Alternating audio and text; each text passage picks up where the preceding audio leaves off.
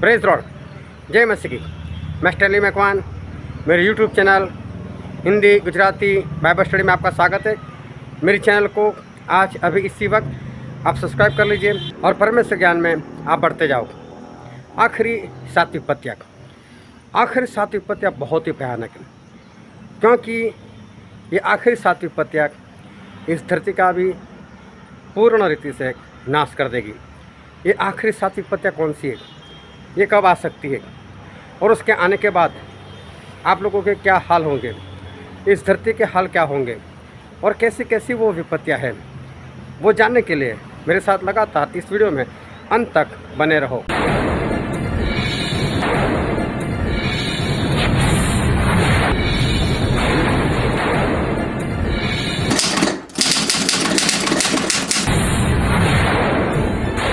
Hallelujah.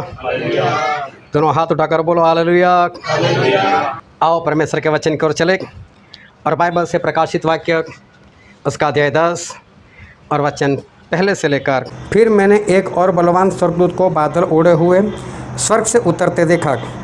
उसके सिर पर मेघधनुष था और उसका मुंह सूर्य का सा और उसके पांव आग के खंभे के से थे और उसके हाथ में एक छोटी सी खुली हुई पुस्तक थी।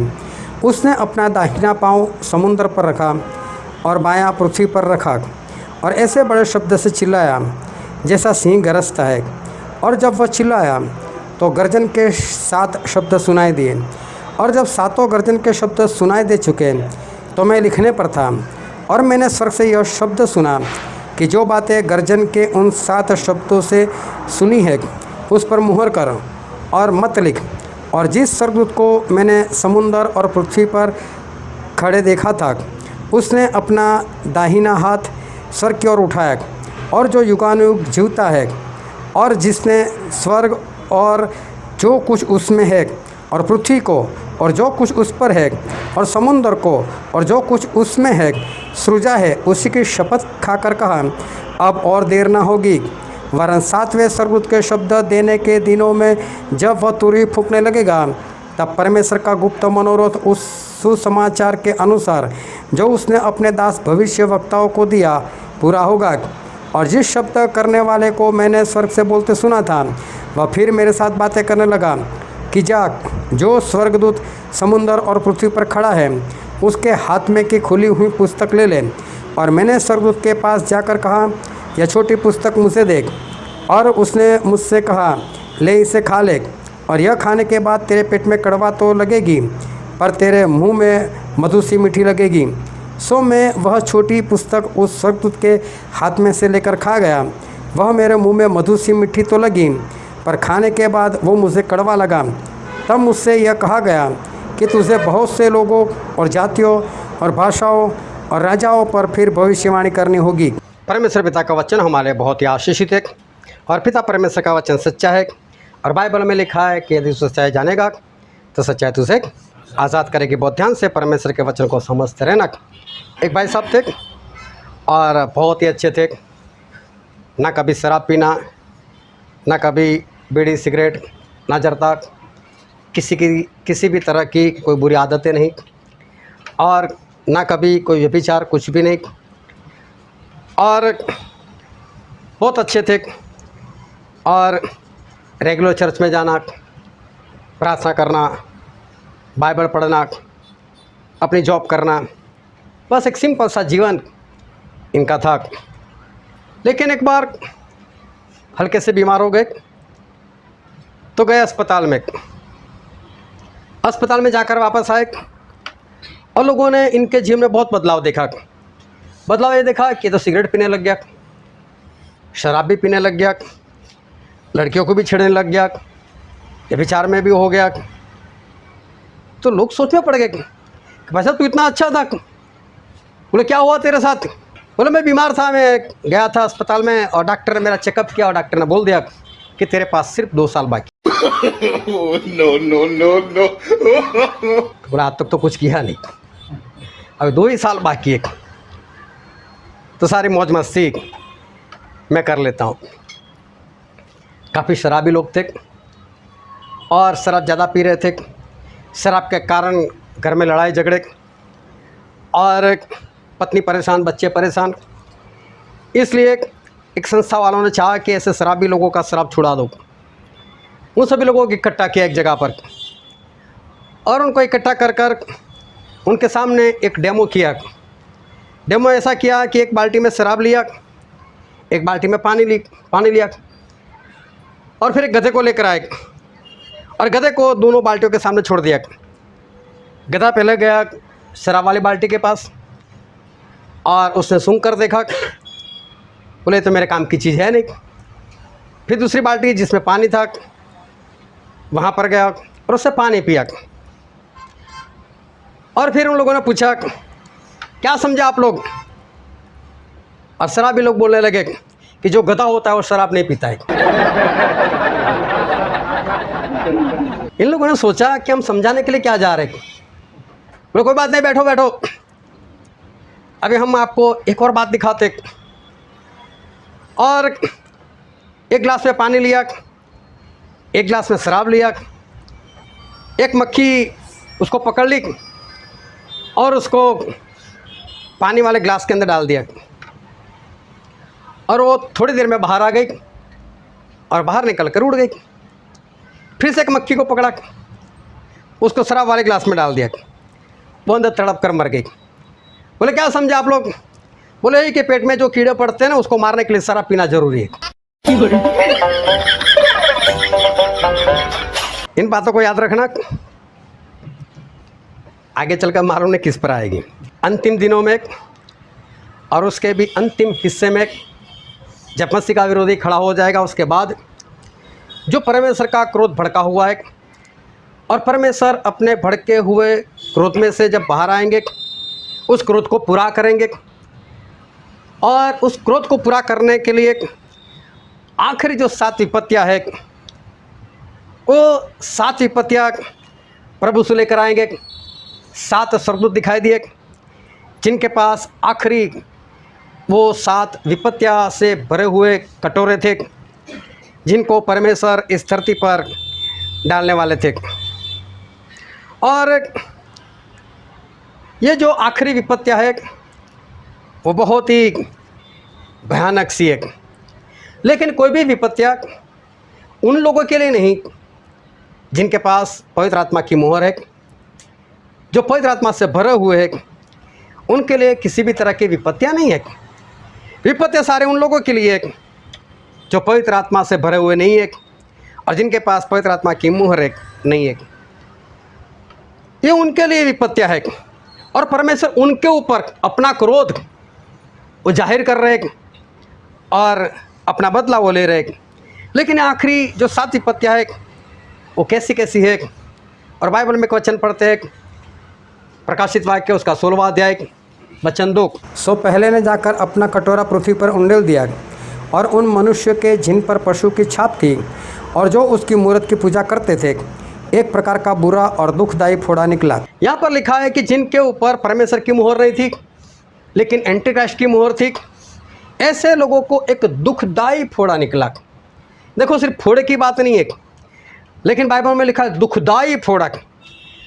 फोड़ में दुखी होता है, लेकिन जब बाइबल में लिखा है दुखदायी फोड़ा, इसका मतलब वो पीड़ा, वो दर्द, वो आम फोड़े से बहुत गुना ज़्यादा ये दर्द होगा और इंसान उस फोड़े के मारे लाचार हो जाएगा, वो कुछ भी नहीं कर पाएगा। फिर आगे पढ़ते हैं उसका 3रा वचन। और दूसरे ने अपना कटोरा समुंदर पर उंडेल दिया और वह मरे हुओं का सा लहू बन गया और समुंदर में का हर एक जीवधारी मर गया। उसके बाद ऐसा हुआ जब दूसरी विपत्ति आई तो दूसरी विपत्ति में ऐसा हुआ कि पूरा जो समुंदर है जो धरती के 71.28% में छाया हुआ है वो पूरा पानी वो लहू बन गया और उसके अंदर के जितने भी जीवधारी थे, हो सकता है उस वक्त कोई जहाज़ चला रहा हो तो उसमें बैठने वाले सारे मनुष्य भी मर जाएंगे, और हो सकता है वहाँ पर जो टापू है वहाँ पर रहने वाले भी मर जाएंगे, और समुंदर के अंदर जो कुछ जंतुएं हैं, मछली वगैरह जो भी है, वो भी सारे मर जाएंगे। हमेशा सोचते कि हमें तो कोई लेना देना है नहीं, हम समुंदर के ना पास है ना हम समुद्र में जाने वाले, हमें तो कोई लेना देना है नहीं। लेकिन ये जितने भी समुद्र में है, समुद्र के जितने भी जीव है वो सारे अगर मर जाएंगे तो उनकी डेड बॉडी उस समुद्र के पानी के ऊपर आ जाएगी और इतनी बदबू फैलेगी, इतनी बदबू फैलेगी कि पूरा वर्ल्ड उस बदबू से परेशान होगा। कहीं पर भी जाओ ये बदबू बढ़ सकती है लेकिन वो कम नहीं होगी और लोग बहुत परेशान होंगे। लेकिन फिर ध्यान से समझना कि जिनके पास पवित्र आत्मा है उनको ये बदबू नहीं आएगी, लेकिन और लोग बदबू से बहुत परेशान होंगे और समुद्र में जो थे वो तो मर ही जाएंगे। फिर आगे पढ़ते उसका चौथा वचन। और तीसरे ने अपना कटोरा नदियों और पानी के सोतों पर उंडेल दिया और वे लहू बन गए। जब तीसरे ने कटोरा उंडेल दिया तो पीने का पानी जो झरना था, वो जो नदी थी, वो उसका सारा पानी लहू हो गया। मतलब 100% पानी जो इस धरती पर था वो सारा का सारा पानी वो कैसा हो गया, लहू हो गया। देखो हमारे घर में जो कॉरपोरेशन वाले पानी भेजते कहाँ से आता है, वो किसी न किसी नदी से आता है। जो तालाब में पानी होता है वो कहाँ से आता है, वो भी नदी में से आता है। और परमेश्वर का वचन कहता है कि सारा पानी लहू हो गया। अगर सभी जगह पर पानी लहू हो गया तो इंसान पिएगा क्या? 1% भी कहीं पर भी पानी नहीं है। लेकिन जो परमेश्वर के लोग हैं उनको पीने को मिलेगा। जिनके अंदर पवित्र आत्मा है वो तो पी सकते पानी, लेकिन जितने भी परमेश्वर की मुहर वाले नहीं है उन सभी के हालात बहुत बिगड़ जाएंगे और कहीं पर भी उनको पीने के लिए पानी नहीं मिलेगा। हर जगह पर उनके पास सिर्फ लहू और लहू होगा। यही पत्तियाँ बहुत ही भयानक है। फिर आगे पढ़ते उसका 8 और 9 वचन। और चौथे ने अपना कटोरा सूर्य पर उंडेल दिया और उससे मनुष्य को आग से झुलसा देने का अधिकार दिया गया और मनुष्य बड़ी तपन से झुलस गए और परमेश्वर के नाम की जिसे इन विपत्तियों पर अधिकार है निंदा की और उसकी महिमा करने के लिए मन न फिराया। यहाँ पर बाइबल में लिखा है कि एक ने अपना कटोरा सूरज के ऊपर उंडेल दिया और सूरज की गर्मी इतनी बढ़ गई कि लोग झुलस झुलस कर मरने लग गए। देखो आज तो आप पंखा चला लेते हो, एसी चला लेते हो, लेकिन इससे पता चलता है कि आप गर्मी को नहीं झेल सकते। आपको पंखे की ज़रूरत है, आप बिना पंखा नहीं रह सकते, आप बिना एसी नहीं रह सकते। इसका मतलब आप अभी गर्मी सहन नहीं कर सकते। तो जब सूरज की गर्मी इतनी बढ़ जाएगी, मैं स्पष्ट बोलता हूँ आप लोग गए काम से। उस वक्त कुछ नहीं हो सकता आपका, क्योंकि आज जब वो विपत्तियाँ नहीं है, आज सूरज की गर्मी इतनी नहीं है, तब आप नहीं झेल सकते। तो सोचो उस वक्त तो परमेश्वर का क्रोध भड़का हुआ है, उस वक्त आपके क्या हाल होंगे। और परमेश्वर कहते हैं कि सूरज की गर्मी से लोग झुलस कर मर गए। एसी होगा वो तो जाम हो जाएगा, गर्मी के कारण उसका जो प्लास्टिक वो पिघल जाएगा, इतनी गर्मी बढ़ जाएगी। अभी इन लोगों ने एक नोटिस जारी की कि 29 मई से लेकर 2 जून तक गर्मी उसका पारा जो है वो 55 डिग्री तक पहुंच जाएगा। सभी ने पढ़ लिया, सभी ने सुन लिया, बिंदा से सभी बढ़ने दो ना। घर में एसी तो है, पंखा तो है, सभी ने यही सोचा होगा। मैं दावे के साथ कहता, किसी ने ये नहीं सोचा अरे मेरे पास प्रभु है 55 क्या होने दो ना, 550 डिग्री मैं बैठा हूँ। किसी ने नहीं सोचा होगा। भरोसा किसी और चीज़ के ऊपर है। लेकिन जब होगा 55 डिग्री भी अगर हो गया तो सच में पता चल जाएगा। मैं तो कभी कभी सोचता हूँ, क्योंकि मेरे से ज़्यादा समझदार तो परमेश्वर ही है, मैं तो उनके सामने कुछ भी नहीं। और परमेश्वर जो भी करते सही करते, सच्चाई करते। कई बार मुझे सोच आ जाती है कि पूरे वर्ल्ड को परमेश्वर उठाकर नरक में सिर्फ 2 मिनट डालकर बाहर निकाल देना। सेवक लोग घर में ऐसे आराम से बैठेंगे और लोग दौड़ते दौड़ते आएंगे, सर जी बपतिस्मा दे दो ना, बपतिस्मा दे, नरक में जाकर आए हम लोग घर पर आएंगे, पैसा दे देकर बोलेंगे वचन सिखाओ ना, वचन सिखाओ ना। फिर मुझे मैसेज देने की ज़रूरत नहीं पड़ेगी, इतने बजे मीटिंग है, आ रहे हो कि नहीं आ रहे हो, मुझे नहीं बोलने की ज़रूरत पड़ेगी। लेकिन परमेश्वर ऐसा नहीं कर रहे, वो मुझसे ज़्यादा समझदार है। तो मेरा मानना है, मेरी समझ है, लेकिन परमेश्वर को जिस तरह से करना है उसी तरह से करेंगे। लेकिन ये आखिरी क्रोध उनका बहुत ही भारी है। फिर आगे लिखा है उसका 10 वचन। और 5वें ने अपना कटोरा उस पशु के सिंहासन पर उंडेल दिया और उसके राज्य पर अंधेरा छा गया और लोग पीड़ा के मारे अपनी अपनी जीभ चबाने लगे। जो अपनी जबान चबाने लग जाए इसका मतलब सब पागल हो गए। इतना अंधेरा छा गया, किसी को कुछ दिखाई देने नहीं लग गया, और नहीं दिखने के कारण सब लोग पागल हो गए। आप कभी भी देखना, आपके घर में जब भी लाइट जाती होगी, आप तुरंत, अभी तो मोबाइल है तो उसके अंदर टॉर्च एक तुरंत चालू कर देते होंगे। अंधेरा ने किसी को पसंद नहीं। हाँ, सो जाओ तब ठीक है, लेकिन ऐसे अंधेरे में कोई नहीं रह सकता, वो मर जाएगा, पागल हो जाएगा। और पुराने ज़माने में जब अंग्रेज़ लोग राज कर रहे थे ना, तो अंग्रेज़ लोग ऐसा ही करते थे। जो भी ऐसा गुनहगार होता था उसको ज़्यादा से ज़्यादा 15 दिन तक ही काल कोठरी में रखते थे। 15 दिन तक उसको पूरा अंधेरे में रखते थे। इतना ही खाना देता जिससे वो 15 दिन तक जिंदा रहे, और कोठरी भी इतनी छोटी कि उसमें सो नहीं पाता था वो पैर फैला कर, और 15 दिन के बाद उसको छोड़ दे तब वो पागल हो जाता था, और फिर कोई भी गुनाह करने के लिए वो लायक नहीं रहता था। यहाँ पर भी अंधेरा छा गया और लोग पागल हो गए। लोग अपने अपनी जबान चबाने लगे, यहाँ तक पागल हो गए। फिर आगे पढ़ते उसका 12वां वचन। और छठवें ने अपना कटोरा बड़ी नदी फरात पर उंडेल दिया, और उसका पानी सूख गया कि पूर्व दिशा के राजाओं के लिए मार्ग तैयार हो जाए। यहाँ पर लिखा है कि जब कटोरा उंडेल दिया गया, और तब जो फरात नदी है उसके बारे में लिखा है वो सूख गई, और लोग उससे क्रॉस होकर जो हरमगिदोन जगह है वहाँ पर लोग इकट्ठा होंगे प्रभु यीशु के साथ लड़ने के लिए। जो एंटी क्राइस्ट है, जो उसका झूठा भविष्यवक्ता है, उसके साथ जितने लोग जुड़े हुए वे सारे लोग प्रभु यीशु से लड़ने के लिए निकल जाएंगे। लेकिन ये दिन जितना मैं बोलता हूँ इतना आसान नहीं है। जो मसीह का विरोधी होगा उसके इंसान 4 और होंगे, और वो सभी लोग प्रभु यीशु से लड़ने के लिए निकलेंगे। अगर आप उस वक्त हो और प्रभु में हो, आपको भी बोला जाएगा चलो हमारे साथ लड़ने के लिए, चलो यीशु को मारना है, ये करना है, वो करना है। लोगों के साथ ज़बरदस्ती की जाएगी और लोग लड़ाई के लिए निकलेंगे। लेकिन उस वक्त ये सारी विपत्तियों के बीच में परमेश्वर ने एक बात कही, और हम पढ़ते उसका 15 वचन। देख, मैं चोर की नाई आता हूँ। धन्य वह है जो जागता रहता है और अपने वस्त्र की चौकसी करता है, कि नंगा ना फिरे और लोग उसका नंगापन ना देखे। प्रभु यीशु कहते हैं कि जो अपने वस्त्र की चौकसी करता है, और ये वस्त्र मतलब आज्ञाकारी के वस्त्र। यहाँ पर परमेश्वर ने इस आज्ञाकारी को एक बार फिर से दोहराया। देखो, उससे पहले अंधकार हुआ तब परमेश्वर कुछ नहीं बोले, सूरज की गर्मी बढ़ गई तब परमेश्वर ने ऐसा मत नहीं बोला कि उस वक्त भी आज्ञाकारी करते रहो। लेकिन इस जगह पर बोला, क्योंकि ऐसा होगा, मसीह के विरोधी के लोग आएंगे, आपको बोलेंगे चलो यीशु के साथ लड़ने के लिए, हो सकता है मना कर दो, जान से मार दे, ऐसे हालात वहाँ पर होंगे। और प्रभु से बोलते उस वक्त आप अपने आप को संभाल कर रखना, नंगा घूमना ना पड़े, आज्ञाकारी के वस्त्रों को अच्छी तरह से संभाल कर रखना। फिर आगे पढ़ते उसका 17 से लेकर 21 वचन। और 7वें ने अपना कटोरा हवा पर उंडेल दिया, और मंदिर के सिंहासन से यह बड़ा शब्द हुआ कि हो चुका। फिर बिजलियाँ और शब्द और गर्जन हुए, और एक ऐसा बड़ा धरतीकंप हुआ कि जब से मनुष्य की उत्पत्ति पृथ्वी पर हुई तब से ऐसा बड़ा धरतीकंप कभी न हुआ था। और उस बड़े नगर के 3 टुकड़े हो गए, और जाति जाति के नगर गिर पड़े। और बड़ा बाबिल का स्मरण परमेश्वर के यहाँ हुआ कि वह अपने क्रोध की जल जलाहट की मदिरा उसे पिलाए। और हर एक टापू अपनी जगह से टल गया, और पहाड़ों का पता न लगा।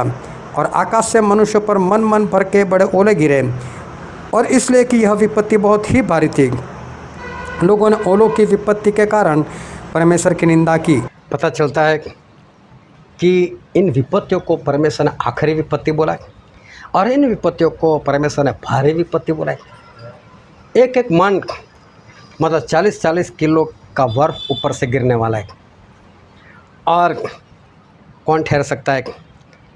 अभी अभी एक जगह पर ओले गिरे, ज़्यादा बड़े नहीं थे, लेकिन आधी ईंट होती ना उतने, और कई लोगों के ऐसे जो छप्पड़ थी वो टूट गए उनकी, और वहाँ से घर के अंदर ओले गिर गए। आधी ईंट मतलब ज़्यादा से ज़्यादा आधा किलो होगा, तो सोचो 40 किलो के बर्फ़ आएंगे तो उस वक्त हालात कैसे होंगे। बोले ऐसा धरतीकंप होगा कि कोई पहाड़ नहीं दिखेगा, कोई टापू नहीं दिखेगा, सभी अपनी अपनी जगह से हिलाए जाएंगे। तो सोचो इसकी भयानकता कितनी है। मालूम है कि ये आखिरी 7 विपत्तियाँ इतनी भयानक क्यों है। और एक वचन पढ़ते हैं, प्रकाशित वाक्य उसका 15 अध्याय और वचन 1। फिर मैंने स्वर्ग में एक और बड़ा और अद्भुत चिन्ह देखा, अर्थात 7 स्वर्गदूत जिनके पास सातों पिछली विपत्तियाँ थीं, क्योंकि उनके हो जाने पर परमेश्वर के प्रकोप का अंत है। यहाँ पर लिखा है कि मैंने एक अद्भुत चिन्ह देखा, एक अद्भुत निशान देखा। देखो, उससे पहले ये जो कटोरे आए 7, उससे पहले 7 तुरही फूकी गई थी। 7 तुरही से पहले 7 मुहरें खुली थी। जब 7 मुहरें खोली तो परमेश्वर ने बोला बहुत भारी विपत्ति आ रही है, एक अद्भुत विपत्ति आ रही है। अद्भुत शब्द नहीं इस्तेमाल किया, लोग अचंबा करें ऐसा शब्द वहाँ पर इस्तेमाल नहीं किया। जब 7 तुरही को फूका गया तब भी परमेश्वर ने शब्दों को इस्तेमाल नहीं किया। लेकिन इसी जगह पर जब 7 कटोरे की बात आएगी तब परमेश्वर ने अद्भुत शब्द का इस्तेमाल किया। अद्भुत मतलब जिसको देखकर लोग हैरान हो जाए, अचंभित हो जाए, इतनी भारी विपत्तियाँ। इसकी भयानकता सच में बहुत है। ये आखिरी 7 विपत्तियाँ वो बहुत ही भयानक सी है। कोई भी इस विपत्ति में नहीं ठहर सकता, ऐसी विपत्ति है। और ये वक्त सभी लोगों के पर आने वाला है, चाहे मसीह में हो चाहे मसीह में ना हो। बस फ़र्क इतना है कि जो मसीह में होंगे उस वक्त उनके घर के ऊपर 40 किलो का ओला नहीं पड़ने वाला। ये 7 विपत्तियाँ में जितनी भी है उसके घर के ऊपर नहीं चलेगी। लेकिन जिनके पास परमेश्वर की मुहर नहीं है वो सभी तो तड़पने वाले हैं। लेकिन देखने वालों में परमेश्वर के लोग भी उस वक्त है। और ये वक्त सारे संसार के ऊपर आने वाला है। लेकिन एक बात मैं आज आपको बताना चाहता हूँ कि विश्वासी लोग क्या सोचते हैं इन विपत्तियों के बारे में। विश्वासी लोग क्या सोचते हैं, इनका सोचना ऐसा है। मैं सभी की बात कर रहा हूँ और ध्यान से समझना, और हो सके तो अपने आप को जांचना। विश्वासी लोग यही समझते क्या सच में हमारे सामने होगा ये सब कुछ। एक सोच है, फिर खुद ही मान लेते कि मुझे नहीं होगा कुछ, मैं तो मसीह में हूँ। ना परीक्षा करते, ना किसी और को पूछते। क्योंकि जब स्कूल में एग्ज़ाम ली जाती है, कॉलेज में एग्ज़ाम ली जाती है, आप तो लिख कर आ जाते हो, लेकिन रिजल्ट का इंतज़ार क्यों करते हो? रिजल्ट का इंतज़ार मालूम नहीं क्या होगा, कितने परसेंटेज आएंगे। क्योंकि रिजल्ट कौन देगा? मास्टर जिसने सिखाया वो, उसको सब कुछ मालूम कैसा लिखा है कैसा नहीं। मैं जब कॉलेज के दूसरे साल में था और मुझे ऐसा लगा मैंने बहुत बढ़िया लिखा है, लेकिन मेरे मार्क्स बहुत कम आए। तो मैं चला गया प्रोफेसर के पास। मैंने बोला मैंने इतना अच्छा लिखा है, इतना बढ़िया लिखा है, और आपने मुझे इतने मार्क क्यों नहीं दिए? सब कुछ तो सही है। और उन्होंने मुझसे बात बताई, बोलो मैं तुझे पहली बार देख रहा हूँ, तुझे क्लास में तो कभी देखा नहीं। बोला वो सब छोड़ो, लिखा तो है कि नहीं? बोले ट्यूशन कर ट्यूशन वाली लैंग्वेज में लिखोगे ना, हम मार्क नहीं देते। हमने जो सिखाया, हमने जो शब्द इस्तेमाल किए, हमने जहाँ सिखाया वो वाली लैंग्वेज इस्तेमाल करो। बोले क्लास भरो तो अच्छा रिजल्ट आ सकता है, वरना नहीं। मुझे ऐसा था, मैंने बहुत बढ़िया लिखा, लेकिन उनसे पता चला कि क्लास भरना ज़रूरी है, उनकी सुनना ज़रूरी है, और वो जो शब्द इस्तेमाल करते हैं उस शब्द में लिखना ज़रूरी है। खुद ही मान ले अरे मैं तो मसीह में हूँ, मुझे कुछ नहीं होगा। विश्वासी लोग यही सोचते सही में होगा मेरे सामने, और फिर अपने आप को दिलासा दे दें, अरे कोई बात नहीं यार, तू तो मसीह में यार, तुझे कुछ नहीं होगा, तू बचाया जाएगा, मैं तो बच जाऊँगा। और कई बार तो ये भी सोच ले मैं भाग जाऊँगा, मैं इधर चला जाऊँगा, मैं उधर चला जाऊँगा। एक बार एक राजा था और वो चाहता था कि मैं लड़ाई करने के लिए जाऊँ। तो उसके पास यहूदिया का राजा आया था, यहोशापात, काफ़ी परमेश्वर को मानने वाला सामर्थी था। इस राजा का नाम अहाब था, जो बाल को मानता था। उसकी पत्नी बाल को मानती थी, इजेबेल। और उसने एक यहोशापात को बोला कि यहोशापात तू मेरे साथ आएगा लड़ने के लिए? बोले हाँ, जैसे तेरे रथ वैसे मेरे रथ, तेरे जैसे तेरे घोड़े वैसे मेरे घोड़े, जैसे तेरे सिपाही लोग जैसे तेरी सेना वैसे मेरी सेना, हम लोग आपस में मित्र है, क्यों नहीं आऊँगा, चल कहाँ पर चढ़ाई करने। लेकिन एक काम करके किसी भविष्यवक्ता को बुला। उस समय पूछ रहे थे कि परमेश्वर क्या कहते, बोले है ना मेरे पास 450 को इकट्ठा किया, आ जाओ। ये सारे बाल के भविष्यवक्ता, लेकिन यहोवा के नाम से बोल रहे जा जा लड़ने के लिए जा, यहोवा तुझे फतेहमंद करेंगे, यहोवा तुझे जीत दिलाएंगे। यहोशापात सभी को देखते हैं, 450 एक ही समान बात कर रहे। बोले आप मुझे सभी में से कोई पसंद नहीं है, कोई और नहीं है जो परमेश्वर वाली बात करे, जो पवित्र आत्मा से भरा हो, ऐसा कोई नहीं है, ऐसा किसी को बुलाना। बोले एक है यार, लेकिन वो कभी मेरे लिए अच्छा नहीं बोलता, वो मेरे लिए बुरा बोलते। मैंने शुरू में बताया ना, लागनी, प्रेम, ये भावुकता होना बहुत गलत बात है। हाँ बोलता है, एक है मिकाया है, लेकिन कभी मेरे बारे में अच्छा नहीं बोलता। बोले ऐसा मत बोल, बुलाओ उसको। लोग गए मिकाया को बुलाने के लिए। मिकाया इतना ही बोलना जो हमने बोला है, वहाँ आकर इतना ही बोलना है कि यहोवा तुझे सफलता देंगे, तू जीत कर आएगा। ठीक है। मिकाया गए, बोले क्या है राजा? बोले हम लड़ने के लिए जाए। बोले हाँ जा, यहोवा तुम्हें फतेहमंद करेंगे, विजय दिलाएंगे, जा लड़ने के लिए। आप पास में आए। मिकाया मैंने तुझे कितनी बार बोला, सच बोल। अभी देखो 450 वोट उनमें से किसी को नहीं बोला। इसको बोला सच बता, सच क्या है? बोले सच बताओ, सुनना चाहता है? बोले बता। बोले मैंने एक विजन देखा, परमेश्वर से बैठे होते अपने सिंहासन के ऊपर, वहाँ दुष्ट आत्माओं की बड़ी फौज थी, और परमेश्वर ने बोला कि आप को कौन भरमाए, कौन फुसलाए, ताकि वो लड़ाई करने के लिए जाए और मर जाए। तो दुष्ट आत्माएं सामने आई। बोलो उसके पास जो भविष्यवक्ता है ना, उसके मुंह में हम घुस जाएंगे, हम झूठ का आत्मा बनकर घुस जाएंगे, उन सभी के मुंह से झूठ बुलवाएंगे और उससे कहेंगे जा तू लड़ने के लिए जा, यहोवा ने ऐसा बोला है। बोला फिर तो तुम फतेहमंद होगे, जाओ। देखो सारा विजन इसने बता दिया, इसका मतलब क्या होता है। और एक इंसान आया, उससे थप्पड़ लगा दिया। बोले पवित्र आत्मा मेरे अंदर से कब तेरे अंदर आ गए? बोले ये बात बताने के लिए। और आप बोलता है इसको जेल में डालो। बोले और मैं जब जीत कर आऊँगा तब मैं इसको देख लूँगा, तब तक दुख की रोटी इसको खिलाना।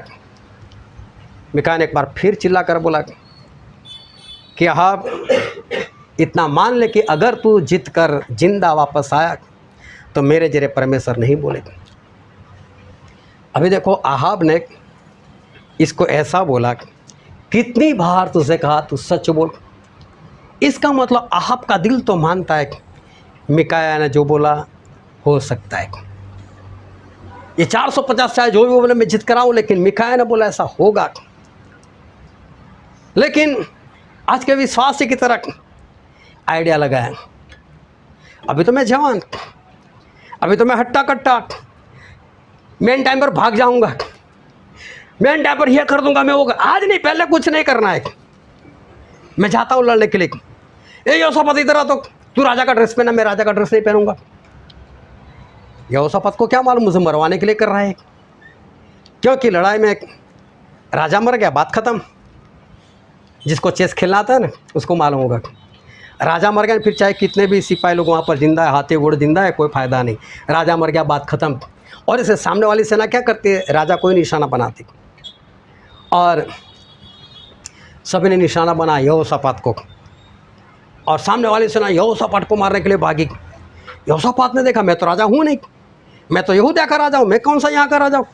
उस डर के हमारे चिल्लाए, और लोगों ने आवाज़ सुनी, बोले ये राजा नहीं हो सकता है, ये राजा नहीं है। वहाँ से हट गए। तो किसी इंसान ने दूर से देखा, भीड़ बहुत है, इजराइल के बहुत सारे लोग हैं। बोले किस कोई ना कोई तो मरेगा, मार दो तीर बस। एक ने ऐसे ही मार दिया, ना कोई निशाना लगाया, बस भीड़ का निशाना, कोई अच्छी तरह से निशाना नहीं, भीड़ का निशाना लगाया, और ऐसे ही तीर छोड़ दिया।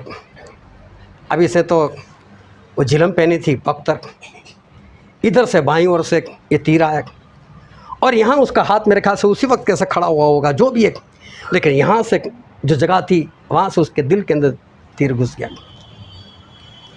वो अपने रथ चलाने वाले को बोलता जल्दी से मुझे बाहर ले चल, मुझे बहुत गहरी चोट लगी।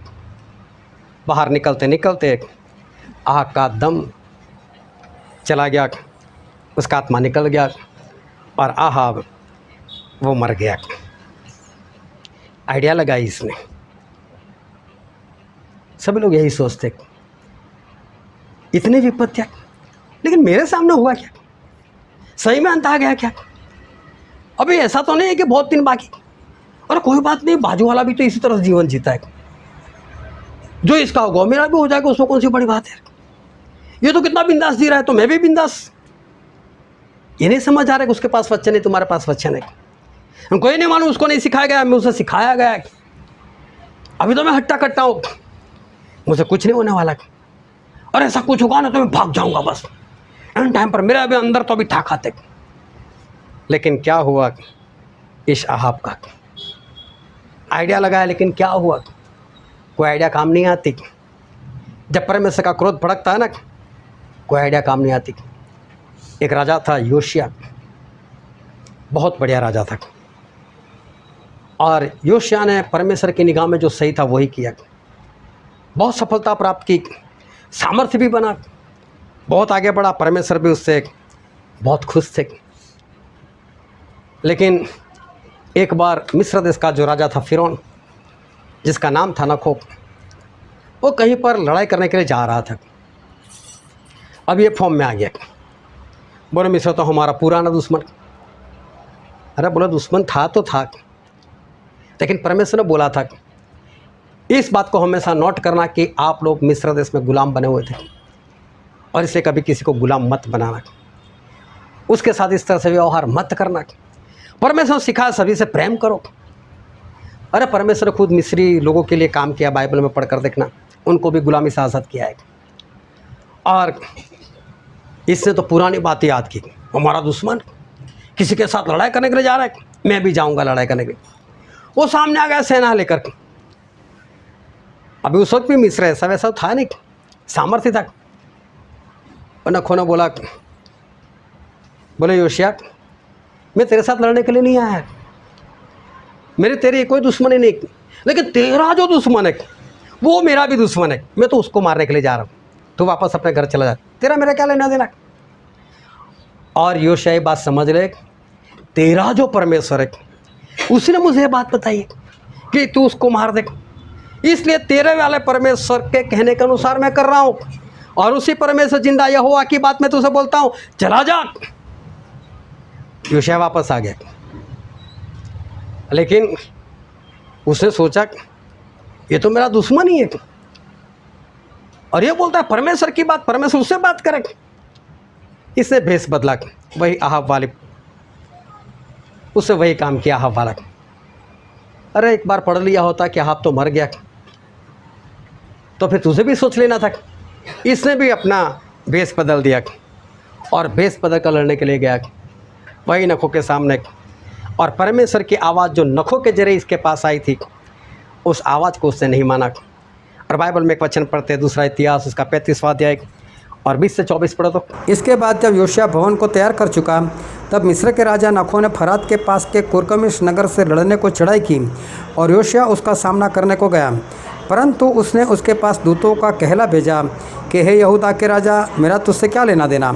आज मैं तुझ पर नहीं, उसी कुल पर चढ़ाई कर रहा हूँ जिसके साथ मैं युद्ध करता हूँ। फिर परमेश्वर ने मुझसे फुर्ती करने को कहा है, इसलिए परमेश्वर जो मेरे संग है उससे अलग रहे, कहीं ऐसा ना हो कि वह तुझे नाश करे। परंतु योशिया ने उससे मुँह न मोड़ा, वरन उससे लड़ने के लिए भेष बदला, और नखो के उन वचनों को न माना जो उसने परमेश्वर की ओर से कहे थे, और मगिद्दो की तराई में उससे युद्ध करने को गया। तब धनुर्धारियों ने राजा योशिया की ओर तीर छोड़े, और राजा ने अपने सेवकों से कहा, मैं तो बहुत घायल हुआ हूँ, इसलिए मुझे यहाँ से ले जाओ। तब उसके सेवकों ने उसको रथ पर से उतार कर उसके दूसरे रथ पर चढ़ाया और यरूशलेम ले गए, और वह मर गया, और उसके पुरखाओं के कब्रिस्तान में उसको मिट्टी दी गई। और यहूदियों और यरूशलेमियों ने योशिया के लिए विलाप किया। देखो सेम टू सेम अहाब जैसा इसके साथ हुआ। अहाब को भी परमेश्वर ने मना किया था, मत जा लड़ने के लिए। परमेश्वर के दास ने बताया था मत जा लड़ने के लिए। उसने आइडिया लगाई, भेष बदल कर गया, बोले मरेगा तो यहोशापात मरेगा, मैं तो नहीं मरूंगा। लेकिन हुआ क्या, यहोशापात को कुछ नहीं हुआ, यही मर गया। उसके वर्षों के बाद ये वही काम कर रहा है, और इसने भी वही काम किया। उसने भी परमेश्वर की आवाज़ को नहीं माना और लड़ाई करने के लिए चला गया, भेष बदल कर चला गया। किसी की कोई आइडिया काम नहीं आती जब परमेश्वर का क्रोध भड़कता है। शाऊल राजा ने भी यही गलती की थी। उसको भी शमूएल की आत्मा ने बता दिया था कि शाऊल कल तू और तेरे बेटे मेरे साथ होंगे, मतलब मर जाओगे तुम। जानकर भी एसाऊ लड़ाई करने को भागा। उसको ऐसा भी तो मैं 1000 को मार सकता हूँ, योशिया को भी ऐसा मैं तो लोगों को मार सकता हूँ, अहाब को भी ऐसा मैं सामर्थ्य हूँ। लेकिन एक बात याद रखना, आपका सामर्थ्य, आपके आइडिया, आपके सोच, आपके विचार, आपका ज्ञान, आपकी समझ अगर परमेश्वर का क्रोध बढ़ के ना, फिर कभी कोई काम नहीं आता, कुछ नहीं होता परमेश्वर के सामने। शाऊल भी लड़ने के लिए गए, सब कुछ मालूम था कि मुझे बताया गया कि मैं मर जाऊंगा, तो भी लड़ने के लिए गया और आखिर में वो भी मर गया। इन सभी को ऐसा था, चाहे अहाब हो, चाहे शाऊल हो, चाहे योशिया हो, हम जवान हैं, हम सामर्थी है, हम ये कर सकते, हम वो कर सकते। अभी तो हम हट्टे कट्टे, हम बच जाएंगे, क्या होगा हमारा, हमें कौन क्या कर सकता है, देख लेंगे, ये कर लेंगे, वो कर लेंगे, खुद के ऊपर भरोसा। लेकिन आखिर में ये सभी लोग नाश हो गए। जैसे जैसे अंतिम दिन पास में आ रहे, हम सभी को तैयार होना है। सही में तो इस वक्त हम सभी को तैयार होना चाहिए था। जैसे जैसे अंतिम दिन आ रहे, सभी को ज़्यादा प्रयत्न करना है, ज़्यादा काम करना है, ज़्यादा इकट्ठा होना है, सभी लोगों को ज़्यादा प्रार्थना करनी है। अंतिम दिनों में सभी लोगों को ज़्यादा आज्ञा भी तो मानना है, ज़्यादा इकट्ठा होना है, ज़्यादा प्रार्थना करनी है, ज़्यादा परमेश्वर की आज्ञाकारी वो करनी है। लेकिन जैसे जैसे अंतिम दिन आते हैं, मालूम नहीं लोगों को क्या होता है, लेकिन इन अंतिम दिनों में वचन की भरपूरी चाहिए।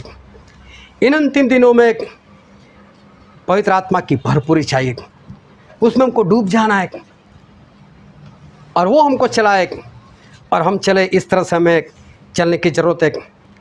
लेकिन ये सब कुछ करने के बजाय आज लोगों का भरोसा जो है वो खुद के ऊपर है।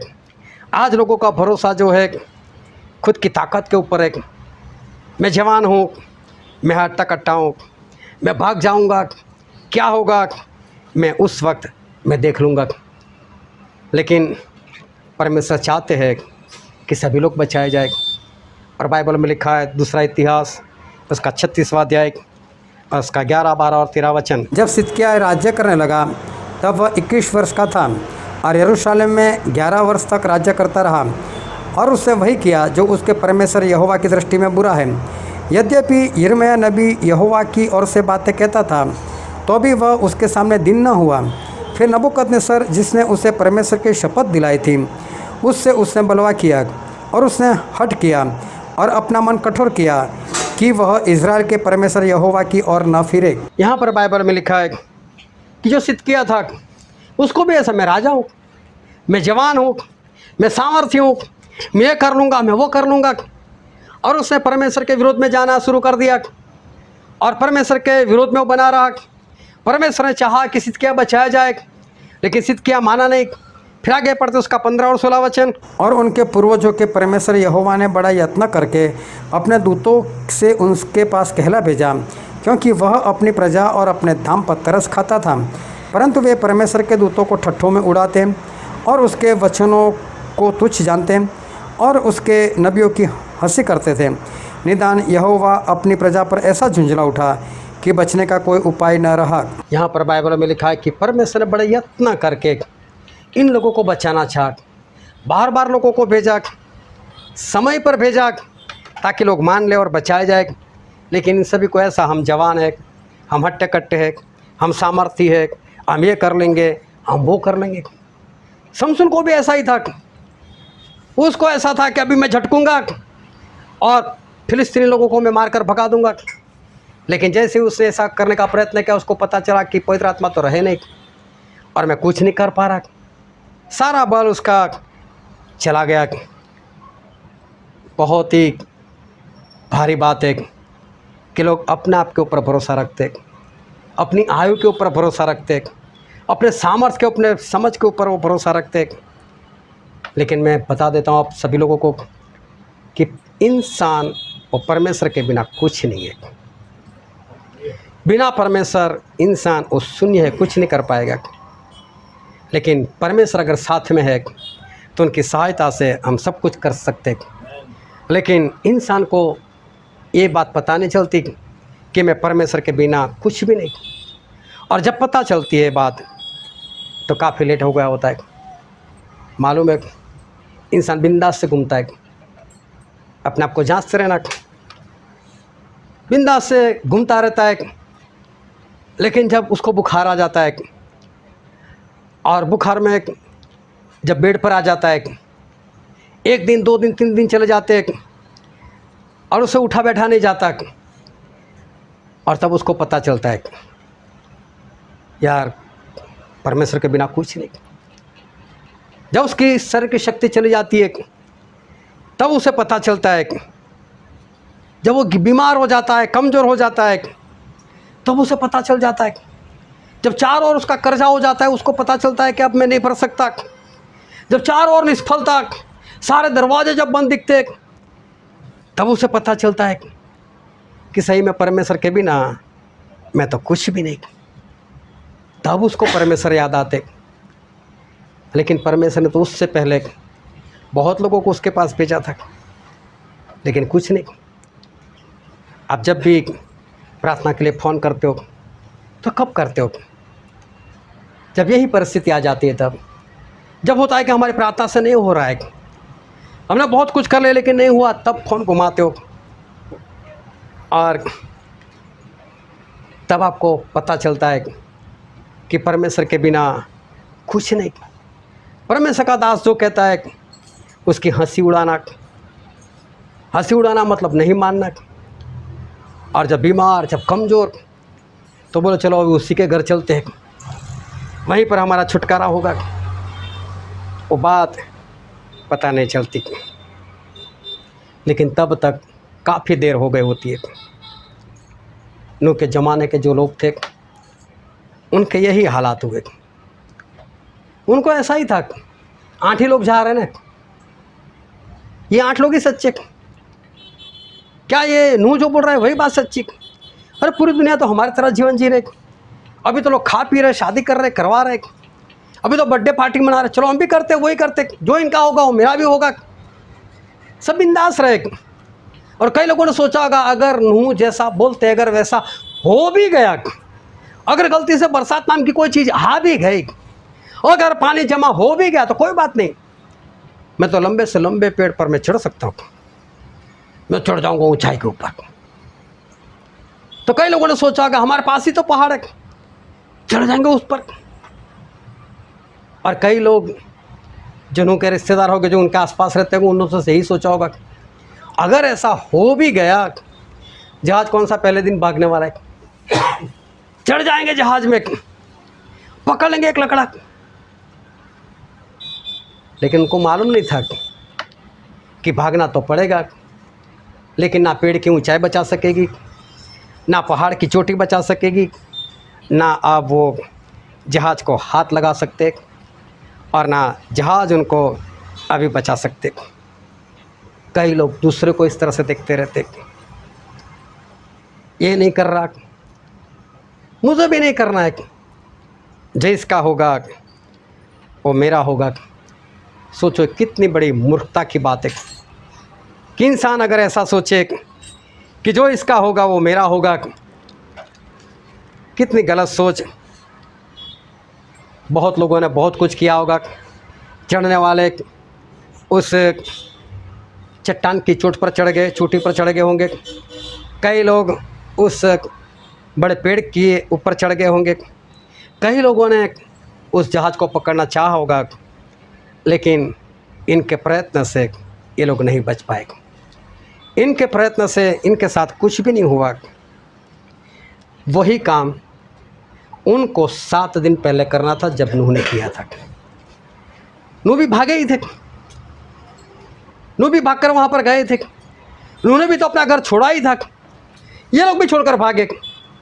अभी कोई सोना चांदी लेने के नहीं रुके। अगर कोई बाप भाग रहा होगा और उसकी पत्नी बोलती होगी अरे भागते भागते सोना चांदी ले चलो, अभी जान पर आ पड़े, क्या सोना चांदी करेंगे, छोड़ो। कई लोगों ने बोला होगा ये कागजात ले लो, ज़मीन के, ये घर के काम आएंगे। अरे छोड़ो, सामने मौत पड़ी है। उस वक्त किसी के अंदर लालच नहीं रही, किसी के अंदर लोभ नहीं रहा, सभी के सभी लोग सुधर गए, सभी के अंदर प्रेम आ गया, सभी लोग बचने के लिए भी भाग रहे। लेकिन ये काम करना था उनको 7 दिन पहले, बस वही काम ये लोग 7 दिन के बाद कर रहे, और इस कारण ये सारे नहीं बचाए गए। भागते वक्त कई लोगों ने प्रार्थना की होगी, कई लोग चट्टान पर चढ़कर प्रार्थना कर रहे होंगे, कई लोग पेड़ के ऊपर बैठे बैठे प्रार्थना करेंगे, परमेश्वर हमको बचा लो, नो के परमेश्वर हमको बचा लो, परमेश्वर भी हम आप में ही चलेंगे, अब हम बर्थडे पार्टी में नहीं जाएंगे, शादी में नहीं जाएंगे, प्रभु हम संगति में रहेंगे, प्रभु हम ये करेंगे वो करेंगे। लेकिन उन लोगों का मन फिराना, प्रार्थना करना, संगति करना, सब कुछ ख़त्म हो गया, कोई काम का नहीं रहा। ये काम उनको उस वक्त करना था जिस वक्त नूह ने किया था। आज समझ कर जाना, क्योंकि प्रभु उसने यही बात बताई कि जो नूह के दिनों में हुआ वही मेरे दिनों में होगा। कई लोग हो के नूह की तरह जो पहले से चले जाएंगे, चाहे कितने भी रिश्तेदार, लेकिन एक फैसला लेना ही पड़ेगा। जो काम उनको करना है वो करना ही पड़ेगा। वही काम दूसरे लोग करेंगे, बाद में करेंगे, लेकिन उस वक्त उनका वक्त नहीं रहा होगा। लेकिन मैं आपको एक भेद की बात बताता हूँ कि एक ऐसा वक्त भी आता है जब खुद परमेश्वर ऐसा चाहता है कोई भी ना बचाया जाए। मेरे शब्दों को ध्यान से सुनना। एक वक्त ऐसा आता है कि जब परमेश्वर खुद सोचते हैं अभी कोई बचना नहीं चाहिए, ये सारे के सारे मरने ही चाहिए बस। ऐसा खुद परमेश्वर चाहते हैं और परमेश्वर सोचते हैं। एक वक्त ऐसा आता है कि परमेश्वर खुश होता है, आप होल नाइट कर रहे हो, आप लोगों के लिए प्रार्थना कर रहे हो, लेकिन एक वक्त आता है जब परमेश्वर सोचते हैं अब कोई प्रार्थना नहीं करनी, किसी के लिए भी प्रार्थना नहीं करनी। अभी जो बाकी उनको तो मरना ही मरना है। प्रभु नहीं चाहते वो लोग बचाए जाए, प्रभु नहीं चाहते उनके लिए प्रार्थना हो। और यिर्मयाह भविष्यवक्ता के पुस्तक में लिखा है, उसका 14वां अध्याय और 11 और 12 वचन। फिर यहोवा ने मुझसे कहा, इस प्रजा की भलाई के लिए प्रार्थना मत कर, चाहे वे उपवास भी करे तो भी इनकी दुहाई मैं न सुनूंगा, और चाहे वे होम बलि और अन्न बलि चढ़ाए तो भी मैं उनसे प्रसन्न न होऊंगा। मैं तलवार, अकाल और मरी के द्वारा इनका अंत कर डालूंगा। देखो प्रभु क्या कहते हैं, हे यिर्मयाह, मैंने बहुत बोला तू इनको बचा ले, मैंने बहुत बोला तू प्रचार कर, मैंने बहुत बोला तू प्रार्थना कर, लेकिन यिर्मयाह अभी बंद कर दे। नहीं मानी तेरी, आज तक नहीं मानी। यिर्मयाह बंद कर, और अभी प्रार्थना करेंगे तो नहीं सुनूंगा, तेरी भी नहीं सुनूंगा। और अभी ये लोग भी सुधर जाएंगे और ये लोग प्रार्थना करेंगे, ये लोग होम बलि देंगे, कुछ भी करें, लेकिन अब मैं इनकी भी नहीं सुनने वाला। लेकिन अब तो मैं इनको मारने ही वाला हूँ। एक वक्त ऐसा आता है क्योंकि सारी बातें परमेश्वर देख रहे हैं, कौन कहाँ पर प्रचार कर रहा है, कैसा प्रचार कर रहा है, कितना प्रचार कर रहा है, कितनी मेहनत कर रहा है, और सुनने वाले क्या कर रहे, सब कुछ परमेश्वर देखते हैं। और एक दिन परमेश्वर उसके वक्त के ऊपर दी एंड कर देते। अब इनके लिए प्रार्थना नहीं, अब इनके लिए वचन नहीं, और अभी वो लोग भी करेंगे तो अभी नहीं सुनूंगा। अभी बात ख़त्म। परमेश्वर खुद ऐसा चाहते हैं कि अभी इनके लिए प्रार्थना ना हो। मैं तो बोलता हूँ ये तो ठीक है, ये अवस्था फिर भी कुछ ठीक है, क्योंकि परमेश्वर तो ऐसा बोलते हैं यिर्मयाह प्रार्थना मत कर। लेकिन उससे भी भयानक एक वक्त और आता है जिसमें परमेश्वर ऐसे हालात कर देते कि कोई प्रार्थना कर ही नहीं पाएगा। ध्यान से समझ तक, चाहे परमेश्वर का दास हो तो भी, कितना आत्मिक हो तो भी, और जिनको वचन सुनाए गए थे जो लोग नहीं माने थे वो लोग भी प्रार्थना ही नहीं कर पाएंगे। परमेश्वर इतने हालात बिगाड़ देंगे कि परमेश्वर का दास तक वो भी प्रार्थना नहीं कर पाएगा। ये एक बहुत ही भयानक बात है, क्योंकि उस वक्त परमेश्वर का क्रोध इतना भड़का हुआ है कि परमेश्वर बस चाहते बस मैं मारूं। सोचो आपको कोई रोज़ परेशान कर रहा है, कोई रोज़ परेशान कर, रोज़ आकर कभी पत्थर मारकर चला जाता है, कभी लाठी मारकर चला जाता है, कभी कपड़ा खींचकर चला जाता है, कभी धक्का मारकर चला जाता है।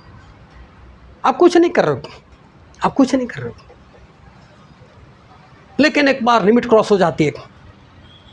हर रोज़ जो करता है उसके कारण आपके अंदर क्रोध आता है, और धीरे धीरे धीरे महीने के बाद, 2 महीने के बाद, 6 महीने के बाद क्रोध बहुत भड़क उठा, और अभी वो सामने आ गया, और अभी आपने उसको पीटना शुरू किया। मालूम है उस वक्त दिमाग कोई काम नहीं करता, फिर ये नहीं देखता कहाँ पर लग रहा है, क्या लग रहा है, कितना लग रहा है।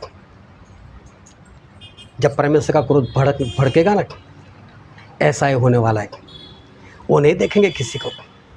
और क्रोध में इतने वो भारी भड़क चुके हैं कि वो चाहते कि कोई प्रार्थना ही ना कर पाए, और इससे सारे हालात वो बदल देंगे, और उस वक्त कोई भी प्रार्थना नहीं कर पाएगा।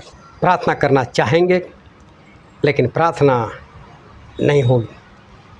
आज चाहे आपका जैसा भी जीवन हो, लेकिन फिर भी आज हालात ऐसे हैं कि परमेश्वर आज भी आपको क्षमा कर रहे हैं। आज कम से कम ऐसे हालात है कि आप छुड़ाए जाते हो। लोग फ़ोन करते हैं, लोग प्रार्थना के लिए बोलते हैं, और मैंने देखा है कि परमेश्वर तुरंत काम करते, तुरंत प्रार्थना सुनकर उनको छुड़ाते हैं। परमेश्वर तुरंत उनके पापों को क्षमा करते। आज वो वक्त है कि परमेश्वर अपना काम कर रहे, पर ये सब कुछ होते हुए भी अगर आप मानोगे नहीं, सिदकिय्याह की तरह चलोगे, गर्दन अपनी अकड़ रखोगे, तो सोचो ऐसे हालात होंगे कि उस वक्त आपके लिए ना कोई प्रार्थना कर पाएगा, ना आप भी प्रार्थना कर पाओगे, क्योंकि परमेश्वर पूरे हालात वो बदल देने वाले। क्योंकि बाइबल में एक वचन पढ़ते, रोमिया उसका 2 अध्याय वचन 4 और 5। क्या तू उसकी कृपा और सहनशीलता और धीरज रूपी धन को तुच्छ जानता है? और क्या यह नहीं समझता कि परमेश्वर की कृपा तुझे मन फिराव को सिखाती है, पर अपनी कठोरता और हठीले मन के अनुसार उसके क्रोध के दिन के लिए, जिसमें परमेश्वर का सच्चा न्याय प्रकट होगा, अपने निमित्त क्रोध इकट्ठा कर रहा है। देखो परमेश्वर क्या बोल रहे, बोले परमेश्वर आज तुझे क्षमा कर रहे, परमेश्वर आज तेरे लिए धीरज रख रहे, परमेश्वर आज सहनशीलता रख रहे, और ऐसा बोल रहे कि तू मन फिरा, तू पश्चाताप कर, लेकिन तू नहीं कर रहा है।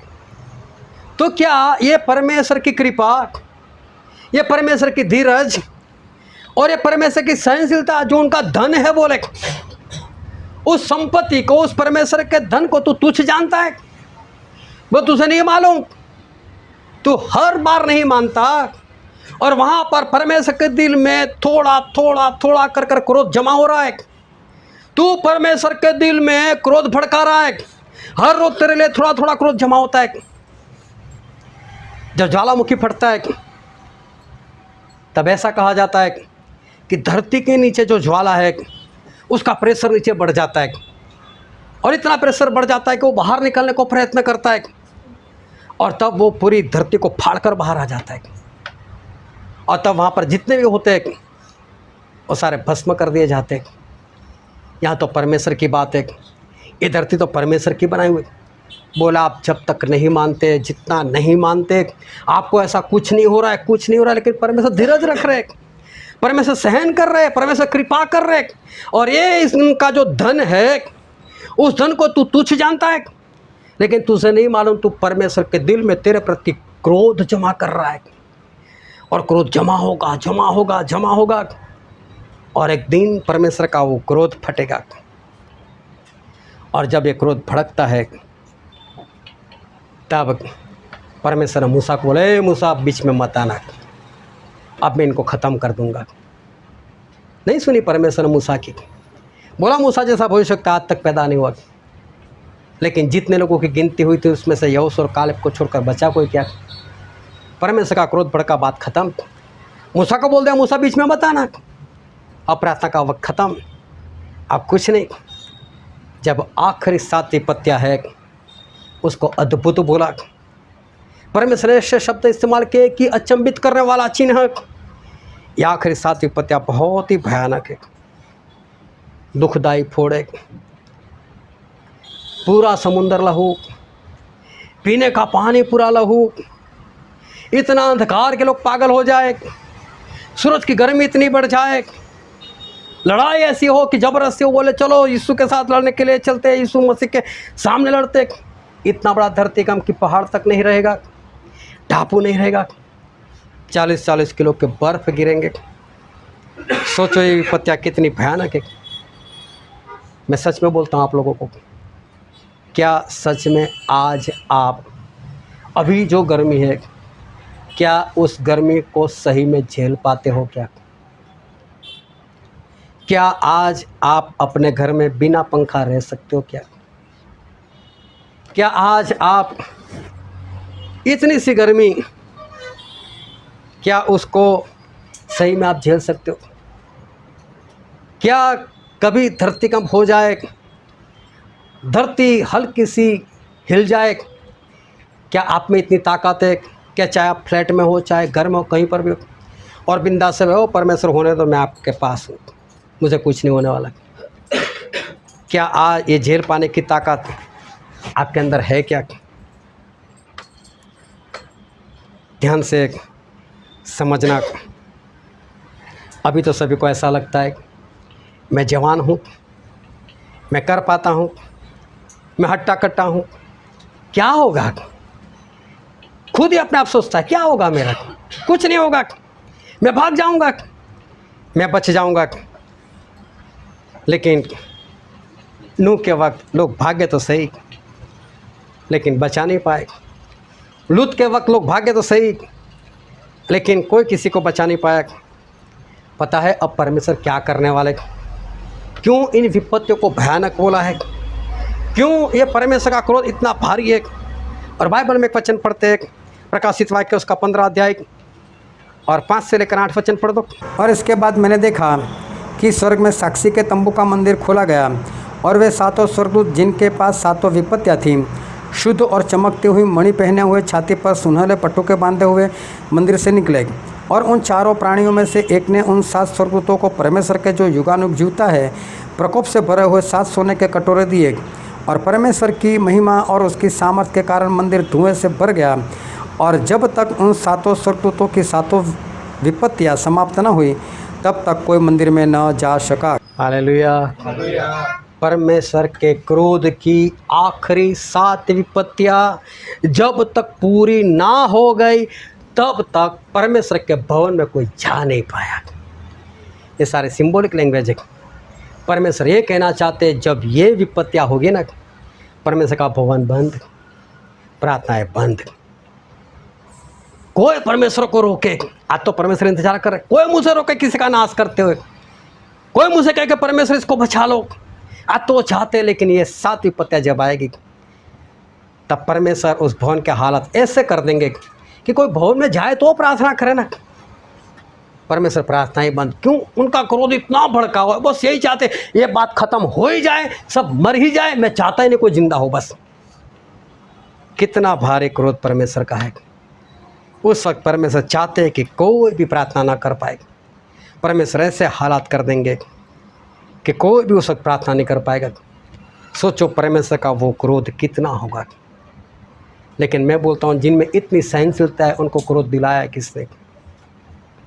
किसने इतना क्रोध उनके अंदर भर दिया? लोगों ने नहीं मानकर परमेश्वर के अंदर क्रोध भर दिया। अब परमेश्वर नहीं चाहते कि कोई भी प्रार्थना करे। परमेश्वर का भवन बंद हो गया। परमेश्वर चाहते कि अभी सारे के सारे मरने चाहिए और कोई भी नहीं बचना चाहिए। ध्यान से समझना कि परमेश्वर ने जो वचन आज हमको दिया था, प्रकाशित वाक्य उसका 10वां अध्याय और 1 से लेकर 11 वचन तक हमने पढ़ा। और परमेश्वर ने वहाँ पर जो यूहन्ना को बात बताना चाहा वो बात बहुत भयानक सी थी।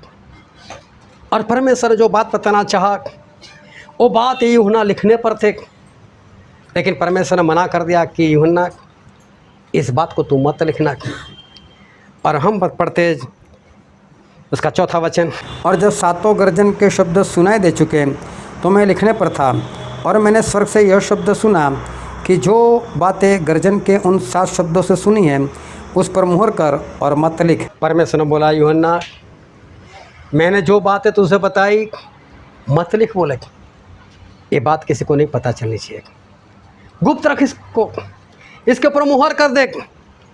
परमेश्वर बोलते मैं बताना नहीं चाहता। लेकिन देखो आगे पढ़ते उसका 5, 6 और 7 वचन। और जिस स्वर्गदूत को मैंने समुद्र और पृथ्वी पर खड़े देखा था उसने अपना दाहिना हाथ स्वर्ग की ओर उठाया, और जो युगानुयुग जीवता है, और जिसने स्वर्ग को और जो कुछ उसमें है, और पृथ्वी को और जो कुछ उस पर है, और समुद्र को और जो कुछ उसमें है सृजा, उसी की शपथ खाकर कहा, अब और देर ना होगी, वरन 7वें स्वर्गदूत के शब्द देने के दिनों में जब वह तुरही फूंकने लगेगा, तब परमेश्वर का गुप्त मनोरथ उस सुसमाचार के अनुसार जो उसने अपने दास भविष्यवक्ताओं को दिया पूरा होगा। Hallelujah, hallelujah. दोनों हाथों को उठाकर बोलो हालेलुया। अभी ध्यान से समझना, देखो परमेश्वर क्या कहते। यूहन्ना मत लिख इसको, इसको गुप्त रख। लेकिन फिर आगे चलकर बात करते कि मैंने जो बात गुप्त रखी, जो मैंने मेरे भविष्यवक्ता को बता दिया, यूहन्ना को तो बताया था ना, उनको तो पता था ना, वो तो लिखने वाले थे ना। परमेश्वर मना क्या मत लिख। लेकिन जब 7वां स्वर्गदूत वो जब तुरही फूकेगा, उस वक्त ये जो गुप्त बातें हैं उस वक्त खोली जाएगी। मतलब परमेश्वर टाइम भी दे दिया। यूहन्ना को बोला मत लिख, यूहन्ना गुप्त रख इसको, किसी को नहीं बताना। लेकिन उसके बाद परमेश्वर उसको बोल रहे जब 7वां स्वर्गदूत वो तुरही फूकेगा, उसके वक्त में ये सारी बातें पूरी हो जाएगी, और तब सभी लोगों को पता चल ही जाएगा। लेकिन आज इसको तो गुप्त रख। लेकिन देखो हमारे परमेश्वर बहुत अच्छे हैं, बहुत भले। और प्रकाशित वाक्य में लिखा उसका 11वां अध्याय वचन 15। और जब 7वें दूत ने तुरही फूंकी तो स्वर्ग में इस विषय के बड़े बड़े शब्द होने लगे कि जगत का राज्य हमारे प्रभु का और उसके मसीह का हो गया। यहाँ पर जो परमेश्वर ने बोला था कि 7वां स्वर्गदूत जब तुरही फूकेगा तब जो गुप्त बातें हैं वो पूरी होगी। लेकिन यहाँ पर सिर्फ तुरही फूकी गई, उसके बाद जो होने वाला था वो तो बताया नहीं परमेश्वर ने। लेकिन तुरही तो फूकी गई। उसके बाद ये डायरेक्ट बात आती है। उसके बाद आप पढ़ लो 12वां अध्याय, वो कुछ और कहता है। 13वां अध्याय एंटिक्राइस्ट की पहचान देता है। 14वां अध्याय कुछ और बोलता है, जो 1,44,000 थे उनके बारे में। और जो आखिरी दिनों में जो रैप्चर होने वाला है उसके बारे में लिखा है। और आता है डायरेक्ट 15 अध्याय, और वहाँ पर उसका पहला वचन हम पढ़ते हैं। फिर मैंने स्वर्ग में एक और बड़ा और अद्भुत चिन्ह देखा, अर्थात 7 स्वर्गदूत जिनके पास 7 पिछली विपत्तियाँ थीं, क्योंकि उनके हो जाने पर परमेश्वर के प्रकोप का अंत है। हाँ, अभी 7वीं तुरही फूंकी गई, तब जो होने वाला था वो बीच में कहीं पर नहीं लिखा, लेकिन उसकी तुरही फूंक दी। और जो होने वाला था वो यहाँ पर 15 अध्याय उसके पहले वचन में बताया कि वो जो होने वाला था वो तो कुछ और नहीं था, वो तो यही 7 आखिरी विपत्तियाँ थी। 7 वो कटोरे थे जिनको हम पहले ही देख गए कि कैसे फोड़े निकलेंगे लोगों को, कैसे समुद्र लहू हो जाएगा, कैसे अंधकार छा जाएगा, कैसे पीने का पानी लहू हो जाएगा, कैसे सूरज की गर्मी बढ़ जाएगी, कैसे लोग परमेश्वर के साथ लड़ाई करने के लिए इकट्ठा होंगे, और कैसे 40-40 किलो के बर्फ़ गिरेंगे। ये सारी बातें परमेश्वर ने गुप्त रखी थी। लेकिन बोला था जब 7वां स्वर्गदूत तुरही फूकेगा ना, तब ये सारी बातें मैं खोल दूँगा। और देखो अभी हुआ नहीं है, लेकिन हमारे सामने तो खुल चुका है। परमेश्वर ने जो गुप्त बात रखी थी वो यही थी कि आने वाले दिनों में ये 7 कटोरे इस धरती के ऊपर उंडेल दी जाएगी। ये 7 आखिरी विपत्तियाँ है, और ये 7 जो विपत्तियाँ है वो बहुत ही भारी है। और ये 7 विपत्तियाँ जब तक खत्म ना हो जाए तब तक परमेश्वर अपने भवन को बंद करने वाले, और कोई भी प्रार्थना उस वक्त नहीं कर पाएगा। लेकिन पिछले दिनों में हमने एक वचन देखा था, और यही प्रकाशित वाक्य में से दिखा था कि एक स्वर्गदूत था, उसको बहुत सारा धूप दिया गया पिछले संडे को, और वो धूप तो प्रार्थना है। और उस वक्त विपत्तियाँ ही चल रही थी। उस वक्त 7 मुहरें सिर्फ खुली थी, और उनकी विपत्तियाँ जब चल रही थी तब परमेश्वर बोलते हैं कि लोगों को बहुत प्रार्थना करनी चाहिए, बहुत प्रार्थना करनी चाहिए। और लोगों ने प्रार्थना की, लेकिन ये आखिरी 7 विपत्तियाँ में तो परमेश्वर ने बोल दिया कोई प्रार्थना नहीं, कोई भी प्रार्थना नहीं करेगा। परमेश्वर ने सारे दरवाजे ही बंद कर दिए और कोई प्रार्थना नहीं। और परमेश्वर ने जो यूहन्ना को बोला था मत लिख, वो यहाँ पर यूहन्ना ने लिख कर दे दिया। लेकिन जिसके अंदर समझ है वही समझ पाएगा और नहीं समझ पाएगा। और जो वचन हमने पढ़ा था वहाँ पर लिखा है उसका वचन 9, और मैंने स्वर्गदूत के पास जाकर कहा, यह छोटी पुस्तक मुझे दे, और उसने मुझसे कहा, ले इसे खा ले, और यह खाने के बाद तेरे पेट में कड़वा लगेगी पर तेरे मुंह में मधु सी मीठी लगेगी। हालेलुया। बोले पुस्तक खा तो ले, मुंह में मीठी लगेगी लेकिन पेट के अंदर कड़वी हो जाएगी। ये पुस्तक में यही 7 विपत्तियाँ आखिरी लिखी हुई थी। और परमेश्वर ने ऐसा बोला मुंह में मीठी लगेगी। मैं बोलता इतनी सारी विपत्तियाँ क्यों मुंह में मीठी लगेगी और फिर पेट में कड़वी क्यों हो जाएगी? क्योंकि जब परमेश्वर के लोग परमेश्वर की आवाज़ को नहीं सुनते, एक सेवक जब लोगों को सिखाता है लोग नहीं मानते, उसकी हंसी उड़ाते हैं, विरोधी लोग उसको परेशान करते हैं, उसको जेल में लेकर जाते हैं, मीटिंग नहीं करने देते, ये सारी बातें जो होती है उसके कारण एक सेवक के अंदर भी उनके प्रति कुछ तो होता है। और वो परमेश्वर से बोलता है परमेश्वर बदला लो। ये सारे आत्मा वेदी के नीचे थे, वो बोल रहे थे परमेश्वर को हमारा बदला लो, ये बदला लेने का वक्त है। और बदला क्या लिया जाएगा उस पुस्तक में लिखा हुआ है, वो तेरे मुंह में मीठा लगेगा। क्योंकि परमेश्वर का दास खुश हो जाता है, अब मेरा बदला लेंगे, परमेश्वर मेरा बदला लेंगे। मुंह में तो मीठा लगता है लेकिन वो भी सोचता है परमेश्वर इतनी भारी विपत्ति आएगी, परमेश्वर चाहे इन लोगों ने हमको सताया, परमेश्वर चाहे इन लोगों ने मेरे वचन को नहीं माना, लेकिन परमेश्वर इतनी भारी विपत्तियाँ, यहाँ तक कि कोई प्रार्थना भी नहीं कर पाएगा परमेश्वर। उसके अंदर कड़वा लगता है, फिर भी उसके अंदर एक प्रेम आता है, काश ये लोग बचाए जाए, लेकिन कोई रास्ता नहीं, बात ख़त्म है। एक परमेश्वर के दास को उस वक्त ये बातें बहुत कड़वी लगती है कि लोग ऐसे हालातों में मार दिए जाएंगे, लोगों को पीने का पानी नहीं मिलेगा, लहू मिलेगा, लहू पीना पड़ेगा लोगों को, लोग अंधकार से पागल हो जाएंगे, लोग गर्मी से झुलस कर मरेंगे। क्योंकि परमेश्वर के दास को ये सारी बातें देखनी है। वो कई लोगों को देखेगा जिनको उसने सुसमाचार दिया होगा, ऐसे लोगों को भी देखेगा, उसकी खुद की संगत वाले को भी हो सकता है देखे, वो ऐसी हालत में है, उसको कड़वा लगेगा। अंदर एक बार तो अच्छा लगता है, हाँ परमेश्वर बदला ले रहे, लेकिन फिर उसके पेट के अंदर कड़वा लगता है कि परमेश्वर क्या करूँ, इतना भारी दंड, प्रार्थना भी नहीं कर रही परमेश्वर, कुछ भी नहीं करना है। आज परमेश्वर के लोग इस सारी बातों को महसूस कर रहे हैं। आज परमेश्वर के लोगों को ये सारी बातें पता चलती है कि क्या होने वाला है। इसलिए परमेश्वर के दास लोग बार बार चिल्ला चिल्ला कर कहते हैं, चिल्ला चिल्ला कर भागते रहते हैं, मान जाओ ये करो वो करो, मान जाओ ये करो वो करो। लेकिन लोग ऐसे हैं सही जवाब नहीं दे रहे। जब मालूम है ना, आप इतना लिखते हो ना कि होल नाइट में नहीं आऊँगा, या मैं नहीं आ सकता, एक मीटिंग में मैं नहीं आऊँगा, आपको तो क्या, आपको तो सिर्फ लिखना है। आपको कहाँ मालूम किसने आपके पीछे कितनी मेहनत की है, कौन आपके पीछे कितना भागा है, कहाँ आपको पता है।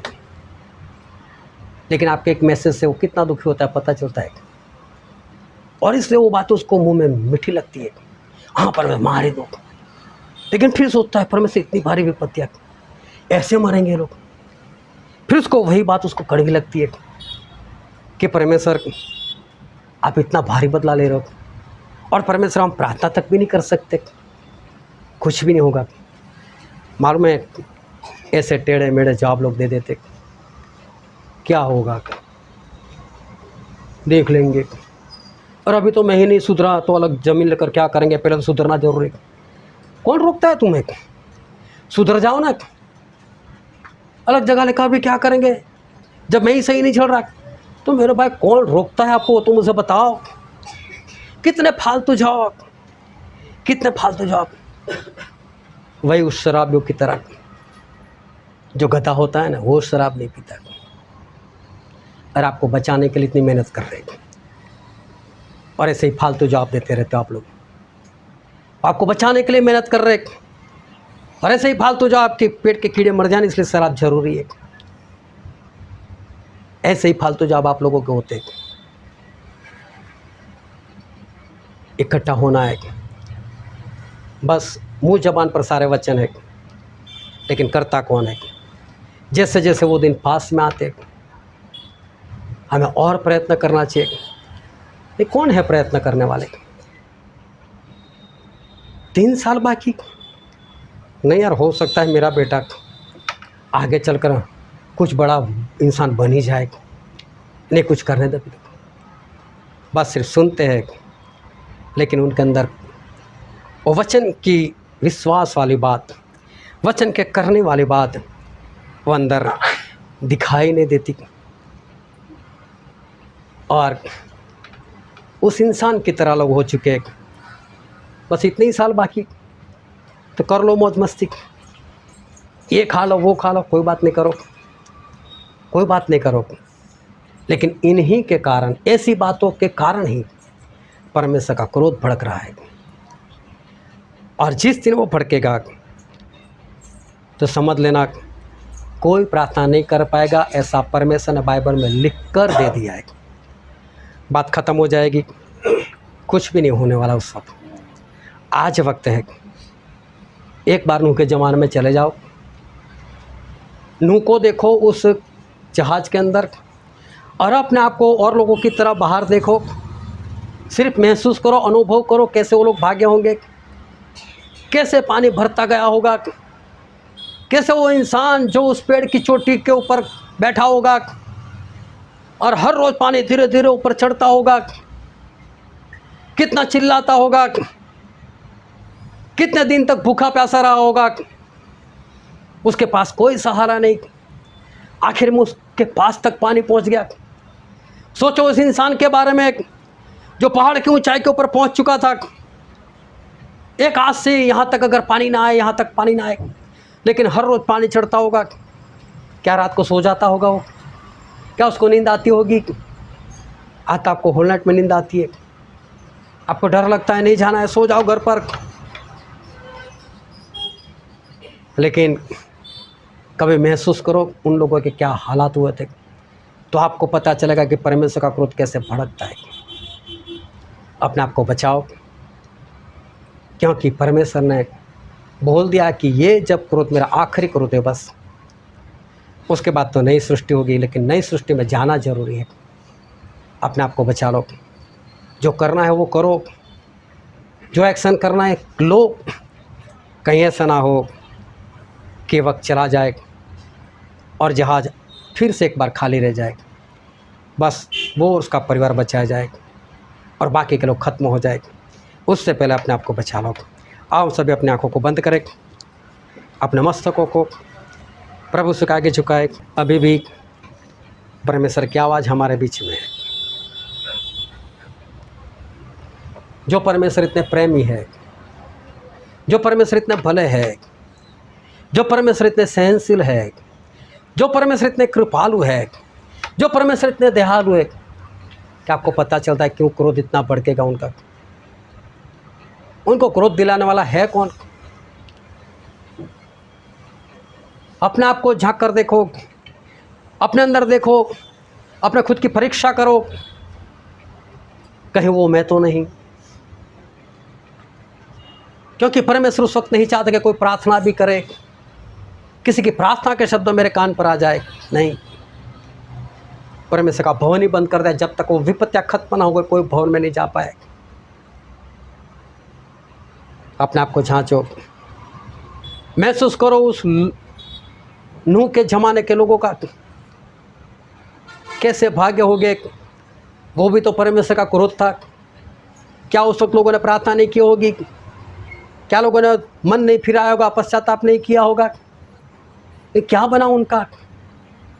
ये सारी बातें परमेश्वर हमको क्यों बताई? वो इसलिए बताए कि आप बचाए जाओ, आप उसका नमूना लो, उससे कुछ शिक्षा प्राप्त करो। लेकिन क्या फिर वही बातें दोहरानी है? एक बार फिर वही मौत मरना है क्या? जो होने वाला है वो होने ही वाला है। ये मत समझना कि नहीं होगा, ये मत समझना मैं भाग जाऊंगा, ये मत सोचना मैं जवान में हट्टा कट्टा हूँ, मैं ये कर लूँगा, मैं वो कर लूँगा। आपकी समझ, आपका ज्ञान, आपकी ताकत, आपका सामर्थ्य, आपका पैसा, आपका सोना कुछ काम नहीं आएगा उस वक्त। जो करना है आज कर लो। बचने के लिए अपना जहाज आज ही बना लो। वक्त से पहले जहाज़ पर चले जाओ। वक्त आने पर तो सारी प्रार्थनाएं बंद हो जाएगी और कोई कुछ नहीं कर पाएगा। ये वचन समझने के लिए, ग्रहण करने के लिए, उसके अनुसार चलने के लिए प्रभु की कृपा हम सभी पर होने पाए।